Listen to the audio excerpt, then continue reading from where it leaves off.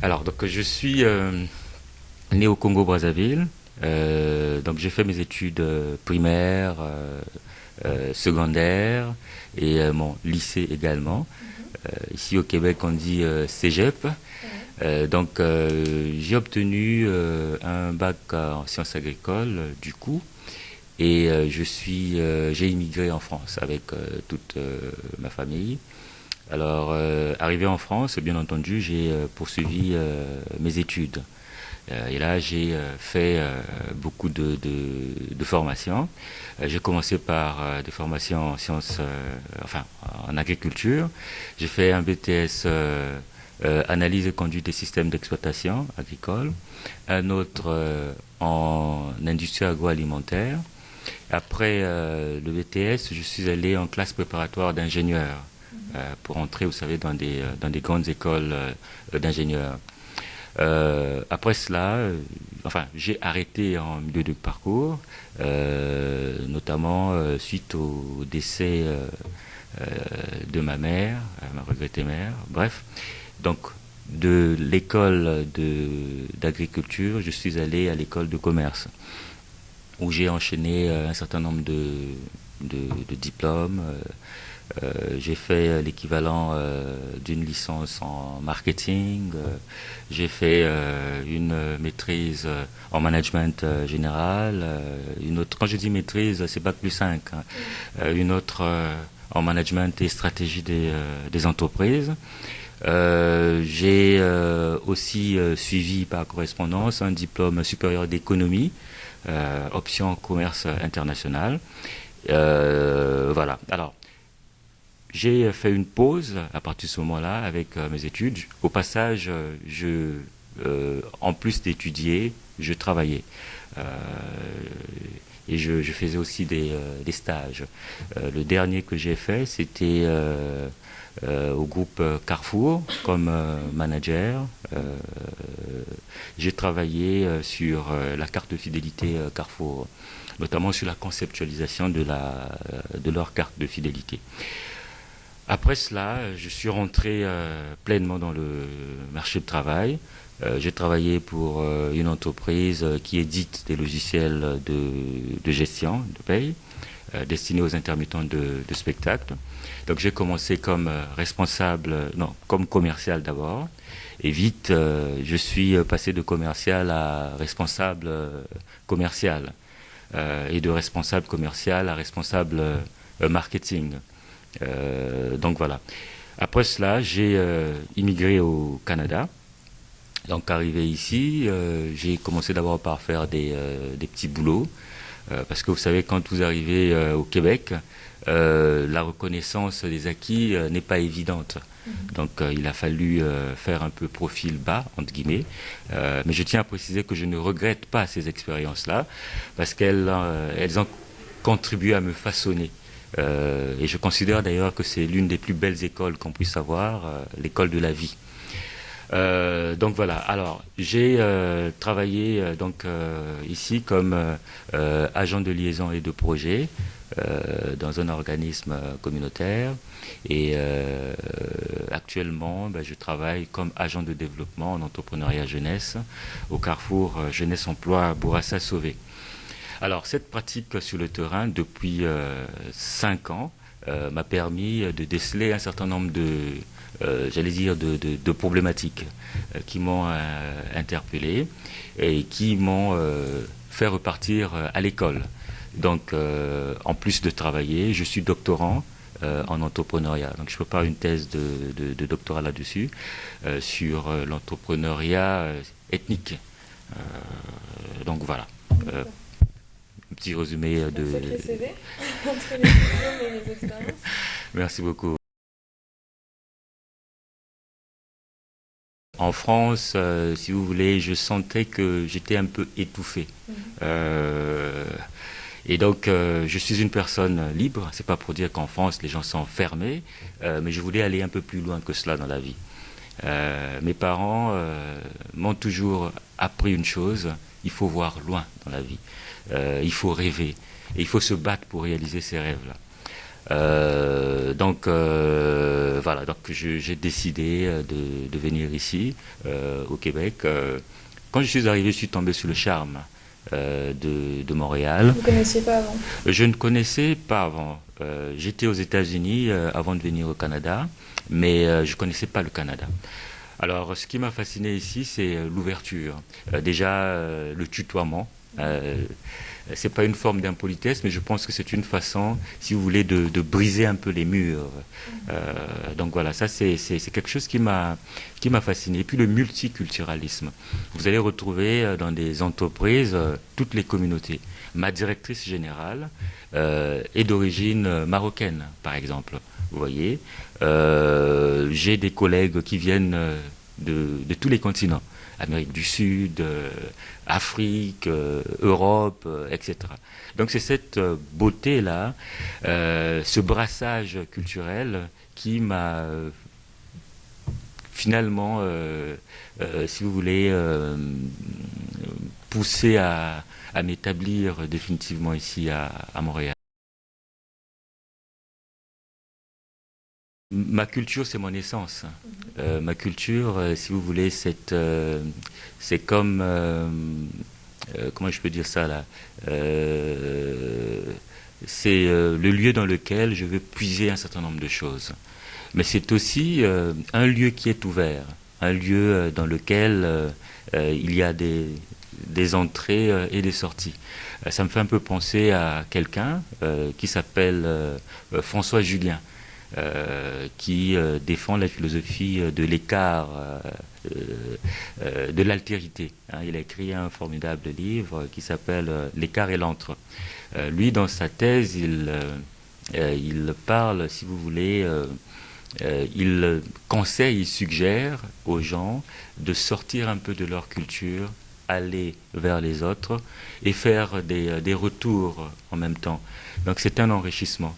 Et c'est ce que je fais au quotidien. Ma culture, c'est évident que ça m'apporte beaucoup, mais je ne reste pas seulement enfermé à ma culture, parce que j'ai besoin de m'enrichir et j'ai besoin de montrer aux autres ce que sont les éléments clés de ma culture. Et j'ai aussi besoin, si vous voulez, d'apprendre des autres pour grandir, pour aller loin, comme je le disais tout à l'heure. Donc voilà. Ça s'est passé très très très vite. Ouais. Déjà, je viens de France. Il n'y a pas vraiment de différence majeure, mis à part quelquefois l'hiver. Donc l'intégration s'est faite. Je suis quelqu'un qui est très ouvert. J'aime aller rencontrer des gens. Donc ça s'est fait très facilement. Ouais. Sinon, je serais retourné en France. Ben, de toute manière, je suis rattaché à la France, déjà par rapport à la langue, et puis le reste de ma famille habite en France, donc le cordon y est toujours. Oui.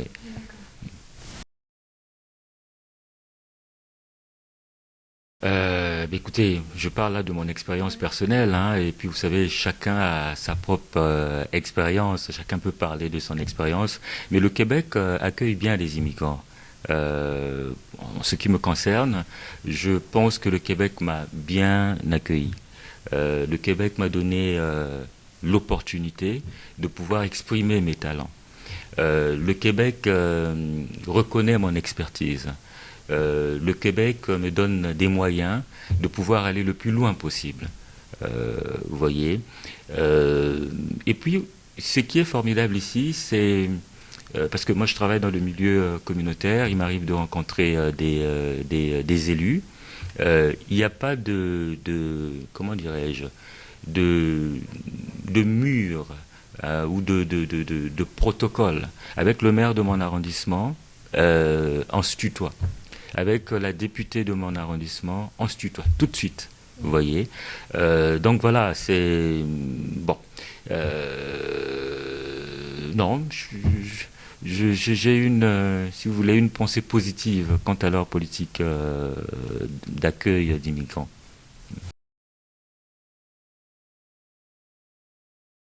Quand vous dites encourager, dans quel sens? Monétairement, soutenu par un Ouais. organisme? Non, je les ai faits moi-même. Je suis spécialiste en création d'entreprises. Donc, ça ne veut pas dire que je fonctionne en vase clos, hein. Mais avec d'autres spécialistes, il m'arrive de leur parler de mes projets. Et d'ailleurs, j'encourage à tous ceux qui ont des projets d'en parler aux proches. C'est toujours intéressant. Mais je n'ai jamais sollicité d'aide, que ce soit financière ou autre. Je le fais par passion. Mm. Euh, je le fais par passion. Euh, Mon objectif, c'est quoi? C'est démystifier l'entrepreneuriat. C'est de montrer que l'entrepreneuriat peut être accessible par toutes les couches de la population. Que vous soyez blanc, noir, rouge ou que sais-je, vous pouvez entreprendre. Que vous soyez diplômé, supérieur, moyen ou que sais-je, vous pouvez entreprendre. Donc c'est ça mon credo. L'entrepreneuriat comme moyen, si vous voulez, d'intégration sociale et économique des gens. Voilà, c'est ça. Bien sûr, oui, oui, beaucoup. Lesquels? Ben, déjà, parcours-d'entrepreneur.com. C'est vrai qu'avec tout ce que je fais, le travail, les recherches, etc., je vais me battre pour que ça devienne plus grand que ce qu'il est à l'heure actuelle.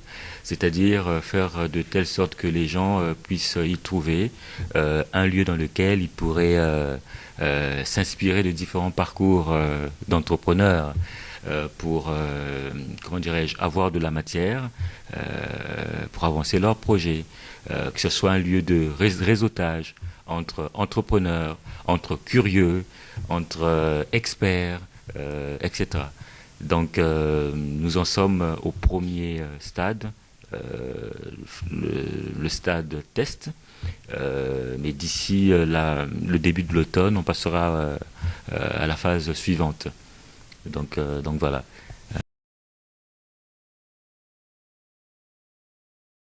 Non, malheureusement, non. Je n'y suis plus jamais retourné. Bon, vous savez, mon pays d'origine, le Congo, a connu des pages un peu sombres de son histoire. Alors, chaque Congolais le vit différemment. Il y en a pour qui c'est peut-être plus facile de retourner. Quand je parle de facilité, il ne s'agit pas de facilité monétaire. J'ai de quoi payer un billet, aller, revenir comme je veux. Mais pour certains, comme moi, ça demande peut-être un peu plus de temps, de laisser peut-être passer un peu ce nuage sombre. Mais je reste attaché à mon pays d'origine. Oui, c'est l'envie est permanente parce qu'on y a des attaches. J'ai des oncles, des tantes. Chez nous on ne dit pas cousins, mais j'ai des frères là-bas. J'y ai des amis d'enfance, etc. C'est vrai qu'à travers les médias sociaux, on maintient le contact, le téléphone, etc. Mais c'est quand même intéressant d'y retourner, au moins pour sentir, voir les lieux dans lesquels on on a grandi, les lieux dans lesquels on s'est construit finalement. Oui, j'y pense, j'y retournerai d'une manière ou d'une autre. Ouais.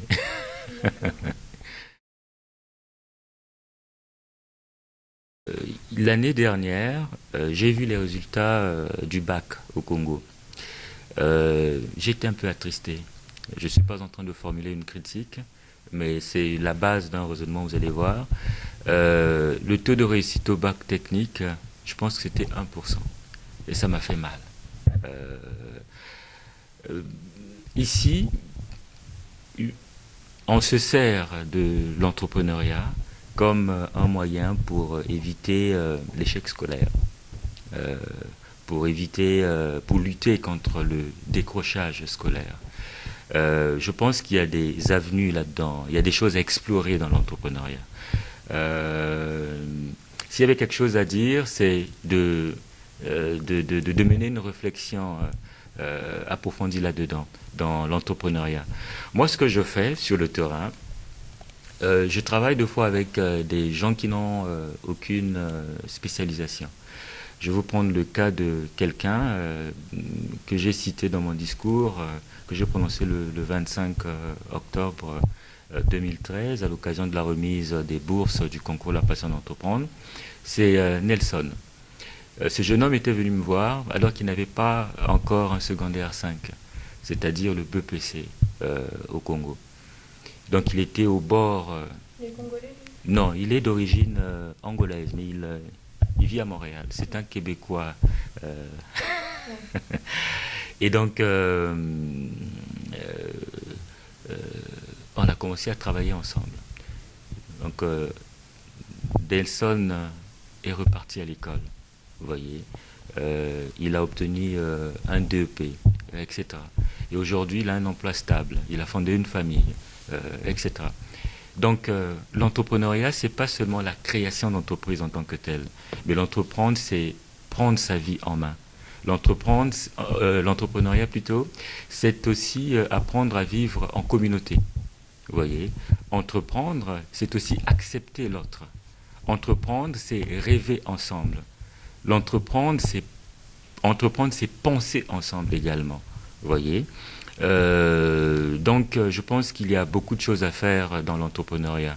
Quand je pense à toutes les richesses que le Congo a, que ce soit au niveau des mines, etc., mais aussi et surtout au niveau humain, je crois que si on peut, comment dirais-je, fédérer nos efforts autour de l'entrepreneuriat, entre autres, je crois que nous pourrons faire de belles choses pour notre pays.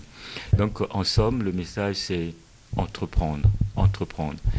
Mais entreprendre, ça suppose des moyens. Entreprendre, ça suppose, avant même les moyens, il faudrait que ça s'ancre, que ça devienne même une idéologie, vous voyez, dans laquelle les gens vont s'inspirer. Entreprendre, ça suppose aussi une vision. Entreprendre, ça suppose, comment dirais-je, une stratégie, finalement. Et entreprendre, ça prend des objectifs, des phases, et ça prend des moyens. Donc, former des gens, etc. Voilà. Donc, dans ce sens-là, je peux aider. C'est pas dans le but de prendre un modèle québécois et le transposer, mais aider dans la réflexion pour créer notre propre modèle. C'est cela aussi entreprendre. Entreprendre, c'est pas copier pour copier, mais entreprendre, c'est innover. Entreprendre, c'est peut-être créer un paradigme qui soit le nôtre. Donc voilà, c'est cela mon message pour mes compatriotes congolais. Pour illustrer que l'entrepreneuriat peut être une solution, si vous voulez, pour endiguer les problèmes de chômage, décrochage scolaire, banditisme, etc. Le quartier dans lequel je travaille est considéré comme étant un quartier difficile. Donc depuis 4 ans, 5 ans bientôt, au mois de mars, ça arrive vite, j'ai contribué à la création de 80 entreprises, sinon plus. Vous voyez, 80 entreprises, c'est 80 jeunes qui se sont créés un emploi.